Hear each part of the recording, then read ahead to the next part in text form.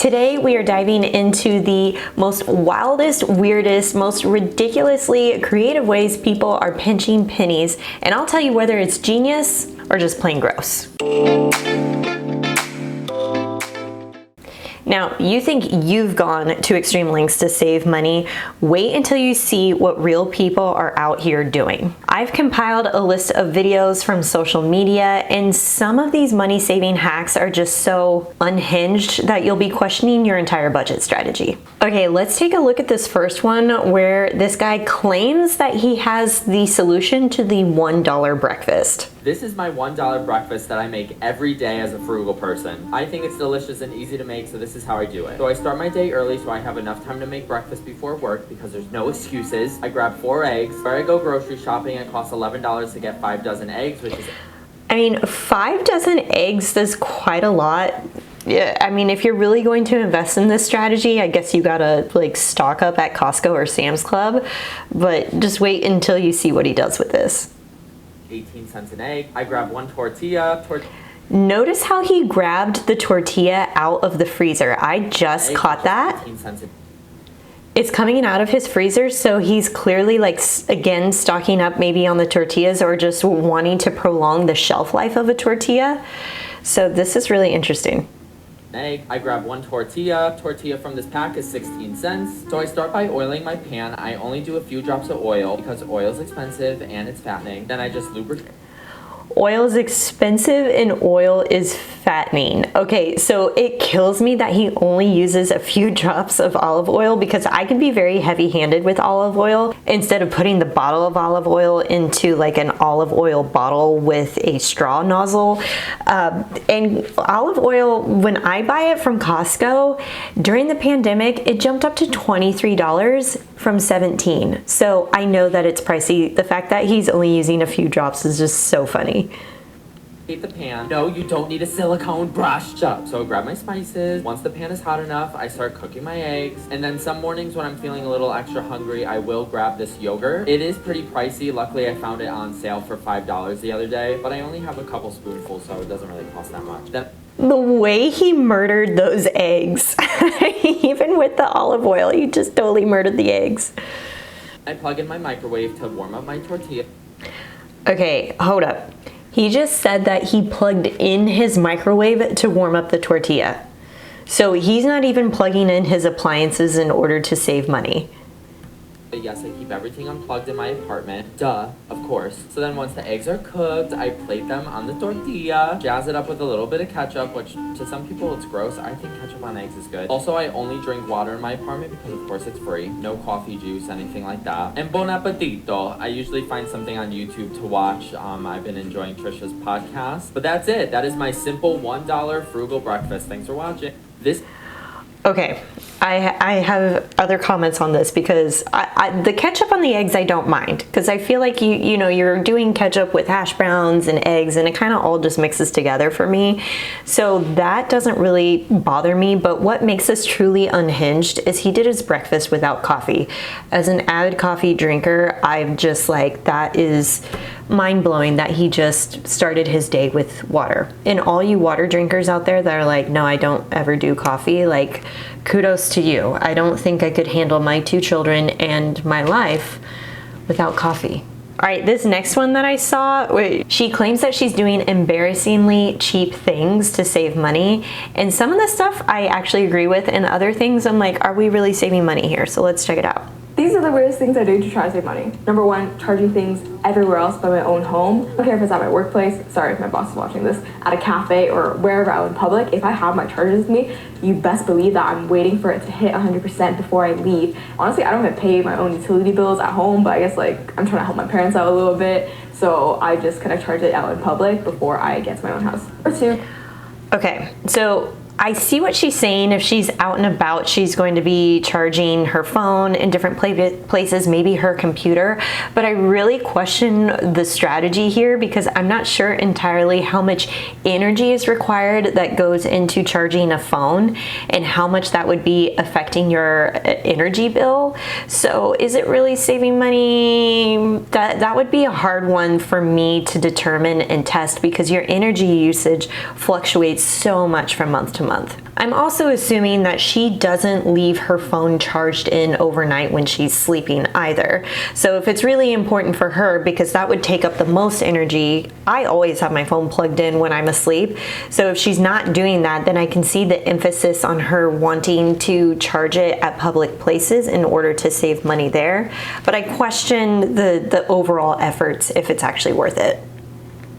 Cutting up a toothpaste tube to get every single last bit, you'd be surprised by the amount of toothpaste that is in like the crevices and the walls of the toothpaste tube that you can use, but it's going to waste because you don't see it. And I actually love the toothpaste hack, even though toothpaste is not an expense that I find like, oh my gosh, toothpaste is so expensive because you're just using so little of it every single time you brush your teeth. But I like the idea in terms of not being wasteful and not wasting anything by throwing it in the trash. So cutting it off, I actually kind of like. Number 3, taking advantage of all like the in-app deals stuff. So like if DQ has one of those free ice cream days, you best believe that I'm going to be downloading the app and getting my ass to DQ. I might not even be craving ice cream, but it's free, so like might as well go there. And honestly, like the amount of money that's being spent on gas is probably equivalent to like a small ice cream cone, so this doesn't really add up. Okay, so I think she is like, oh, I think I just contradicted myself, because a lot of those in-app deals have certain stipulations to them, such as you have to buy an entree in order to get a free dessert. Also, she kind of said there, like, you have to drive to that establishment and spend money on gas in order to get that free item. So I think this could work if she was already out and about or right next door to something like that that has a free deal, and if there wasn't any other purchase that you have to make in order to get the free item. Okay, this next one is all about spending money only on a certain day of the week. And when I saw this, I was like, is this genius or is this dumb? I saw this girl on here who only spends money one day a week, and I think it's like the most genius thing ever. And so I'm gonna try it. She calls it Spend Sundays, and I'm gonna do it on Mondays because whatever. But we are going to do ours on Monday, and we're only going to spend money on Monday. So we're going to do all of our grocery shopping, like you add everything to your Amazon cart during the week, all that kind of stuff, but you just check out with everything on one day a week. So then you only have 4 or 5 days a week to spend money. And she cut her monthly budget by 30%, and I don't think she was really trying. I'll tag her on here if I find a video, but I think it's a great idea, and you should try it too.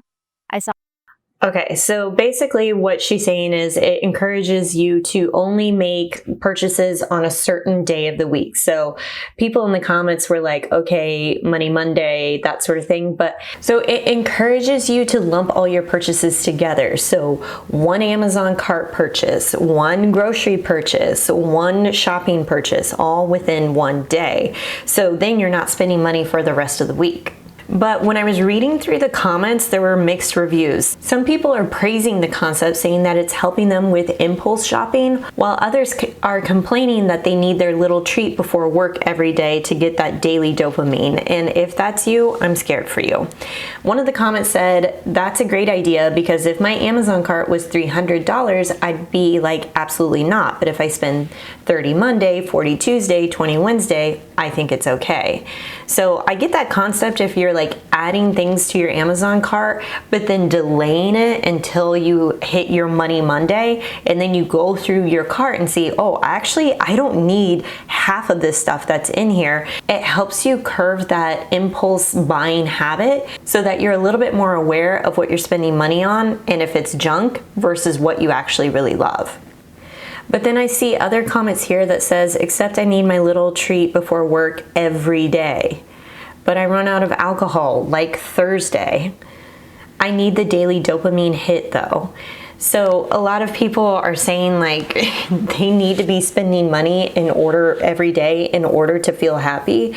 I would really question their relationship to money. But let's check out what other people are doing to save a buck. Let me tell y'all a little secret. Hold.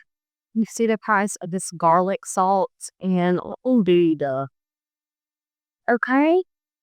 Okay, so $6.89 for the minced onion.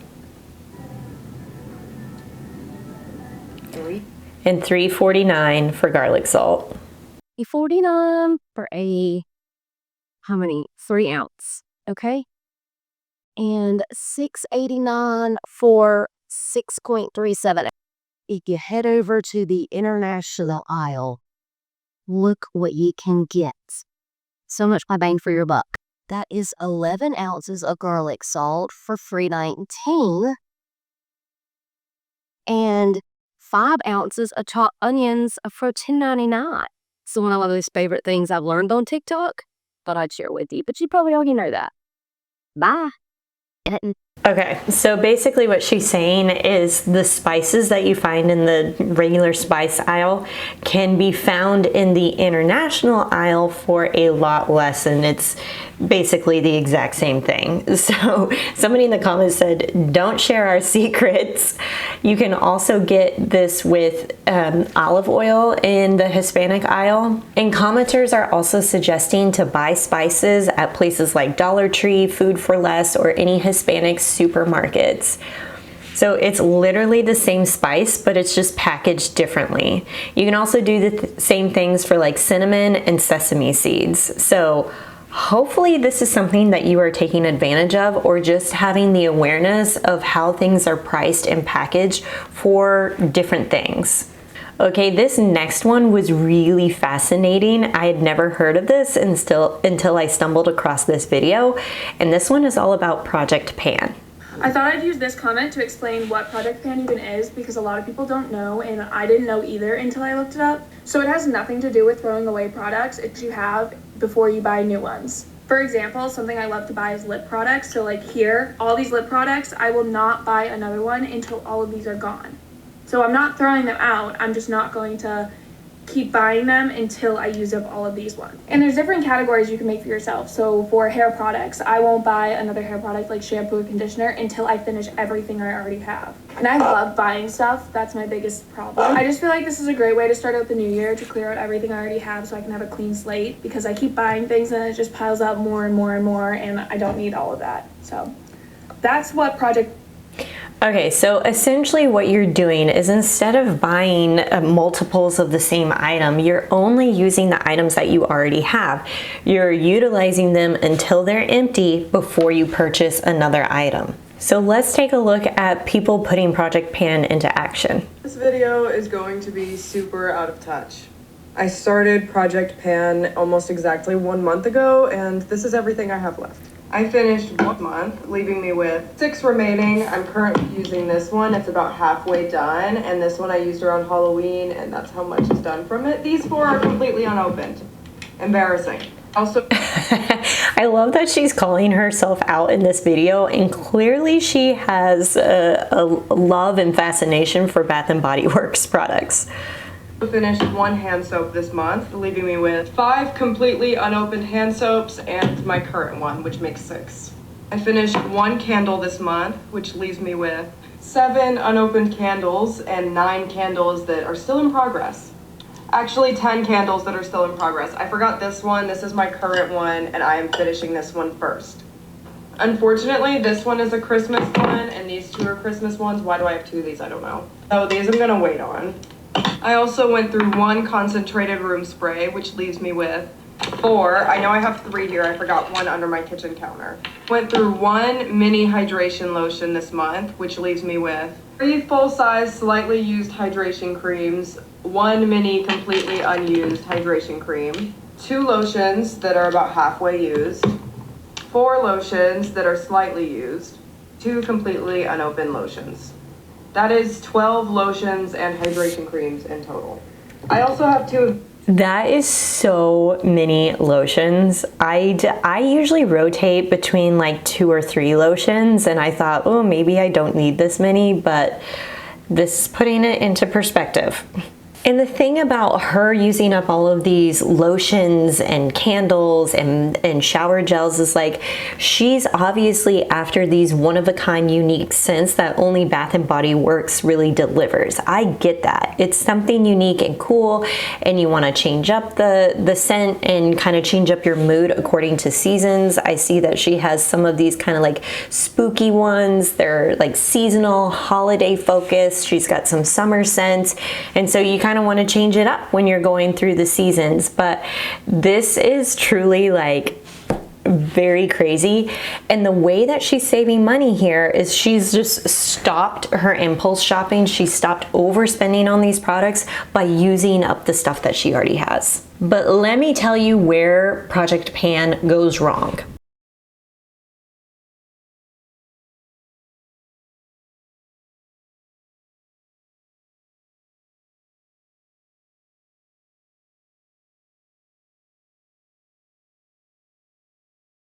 Okay, this is truly insane. She has literally a whole drawer of all these different, it looks like little mini hand sanitizers, little lip balms. It's just bags and bags of product. She has probably, I'm guessing, at least 20 of these body creams inside of this bag.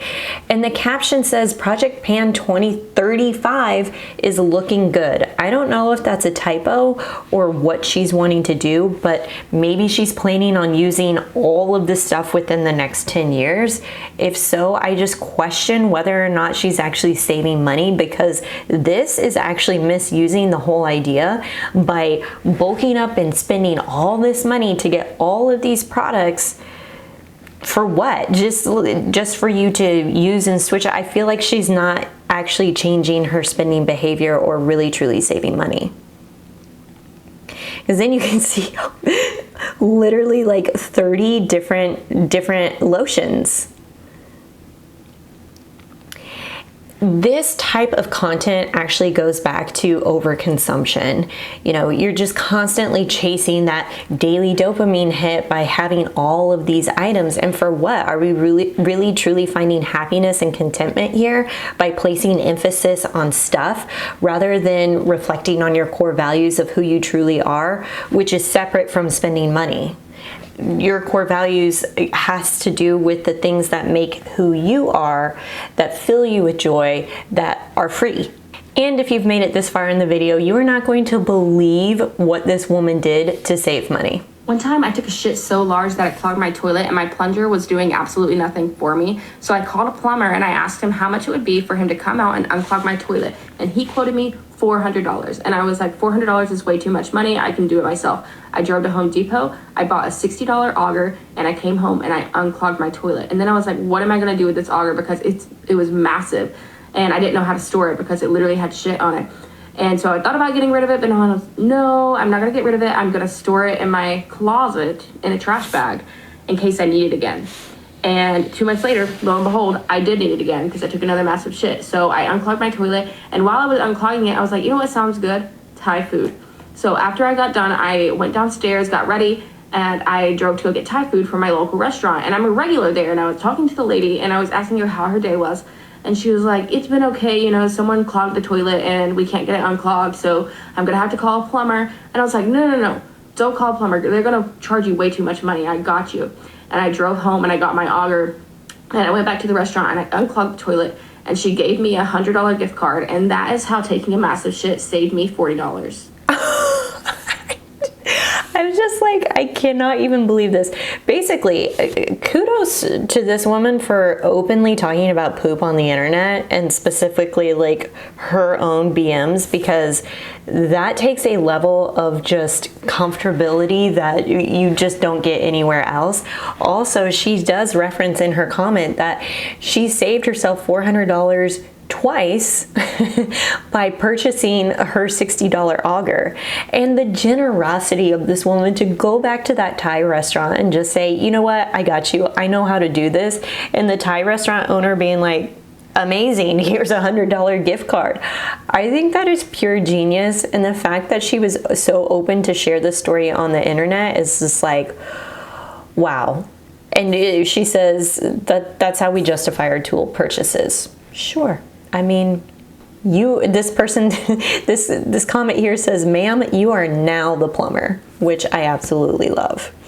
So I have to admit, it's a little gross, but she did save herself a lot of money. Do you find any of these examples truly unhinged, or is there something that you're like, actually, no, that was genius? Let me know in the comments below, and I'll catch you in the next video.